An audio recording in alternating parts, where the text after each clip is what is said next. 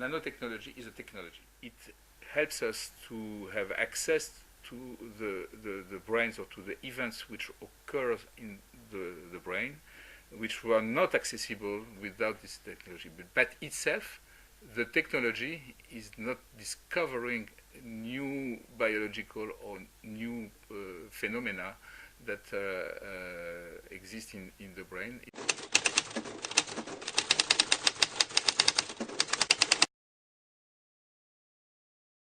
In epileptic patients, we need to have electrodes, which means sensors, which are present in the brain to record the abnormal activity of the brain, to define where the focus, the source of the abnormal activity is present in the brain, which is present in a restricted area, and which then invade the whole structure by diffusion of the pathological activity throughout the brain and the networks which are there.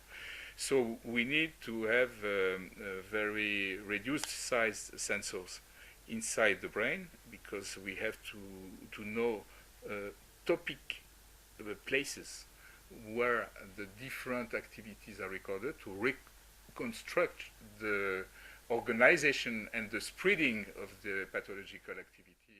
It's another example. So we are, of course, with the diabetes, to have a pump controlled by the level of glucose in the blood, and to be able to use this glucose as a power supply to be able to give the energy to the automatic pump, which adjusts the level of the insulin which is given. So this is another example with the medical application, but in the field also of energy.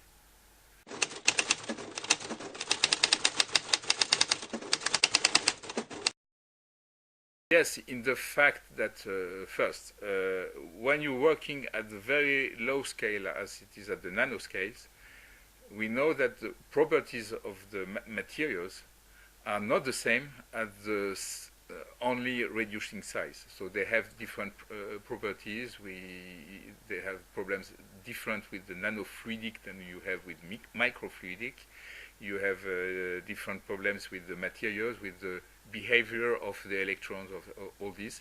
So it is a revolution in the matter of the capacities of the problems devoted at the nanoscale than you have at the micro or the milliscale. Also, it opens in some aspect of the revolution is the fact that we have no tools for curing people with a physical approach, and not only with chemical approach like drugs. And so with this physical treatment, which are restricted in place, which are restricted in size, which are able to act on someone and modulate the activity of the brain, we have a sort of revolution, because we introduce new therapeutical approach with physical treatment, which have not the toxic effect that we have with drugs.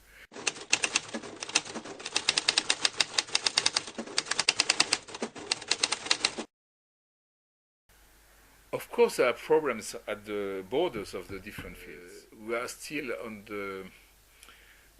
what we said, the Auguste Comte classification, which means that you have the higher rank, which is mathematics, and then you have physics, and biology is far below, and humanities are at the low level. So. And each one doesn't want to speak with the others.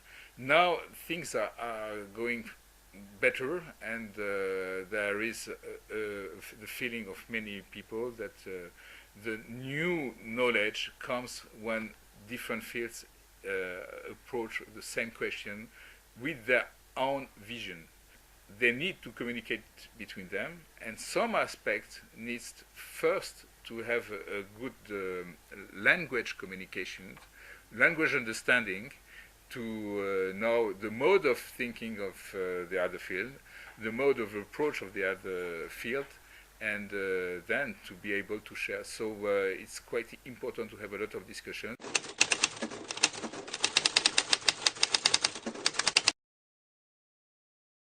No, absolutely no. I define myself as a neuroscientist, but I hope to be a little bit open-minded. So in this way, I have understood that nanotechnology and nanoscience are able to help us understand what is the neuroscience, and in this way I am interested in nanotechnology by the fact that it will help us to better decipher how the brain works and how we may, through this understanding, be able to cure people who are in difficulties.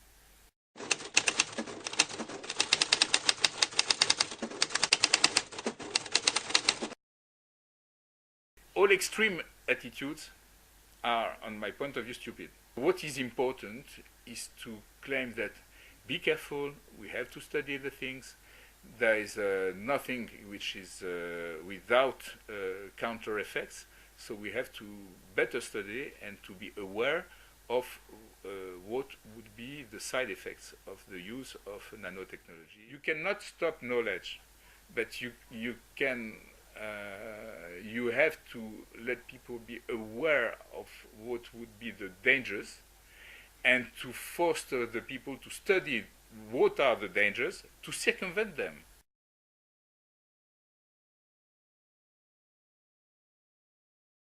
And I would say that the program that you are involved in with GEM is typically to combine this kind of scientific approach with the economical and commercial approach. So it means you are in the right place.